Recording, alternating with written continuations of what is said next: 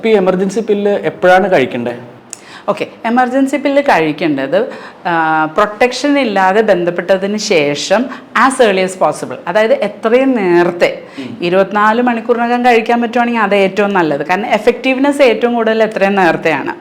പിന്നെ up to 48 അല്ലെങ്കിൽ even 72 hours വരെ, അങ്ങനെ 2-3 ദിവസം വരെ ഇത് എഫക്റ്റ് ചെയ്യും. പക്ഷെ ഓവുലേഷന് മുമ്പ്. വേറൊരു കാര്യം ഇതിനകത്ത് എന്താണെന്നറിയാമോ, ഈ ഓവുലേഷൻ നടക്കുന്നത് എപ്പോഴാണെന്ന് പലപ്പോഴും നമ്മൾ വിചാരിക്കണ പോലെ നടക്കണമെന്നില്ല.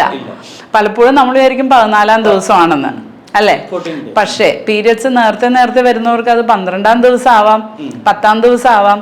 ഇല്ലെങ്കിൽ വൈകി വരുന്നവർക്ക് ചിലപ്പോൾ അതും ചില മാസം 18-ാം ദിവസം ആവാം, 20-ാം ദിവസം ആവാം. അപ്പോൾ ഓവുലേഷൻ ആക്ച്വലി ഫിക്സഡ് അല്ല.